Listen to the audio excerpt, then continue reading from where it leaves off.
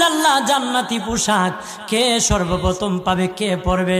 নবী বলেন, আয়েশা রে, জান্নাতি পোশাক সর্বপ্রথম আমি রাসূলুল্লাহ পাবো, কিন্তু আমি নবী সর্বপ্রথম পরব না। সর্বপ্রথম ইব্রাহিম খলিলুল্লাহকে জান্নাতি পোশাক পরানো হবে। কেন জানুনি?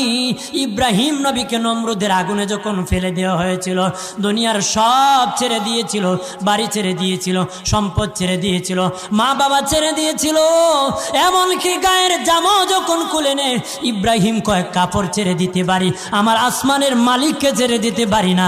ওই দিন আল্লাহ ইব্রাহিমের সাথে অঙ্গীকার করেছিল, ইব্রাহিম আজকে তোমাকে সকলের সামনে উলঙ্গ করে লজ্জায় ফেলে দিয়েছি ইব্রাহিম, তারপরে তুমি আমাকে ছাড়ো নাই। আমি কিয়ামতের দিন সকলের সামনে মুসলমান, বেঈমান, কাফের, নাস্তিক যারা তোমাকে উলঙ্গ করেছিল তাদের সামনে আমি আল্লাহ আনুষ্ঠানিকভাবে তোমাকে কাপড় পরায়া দিব।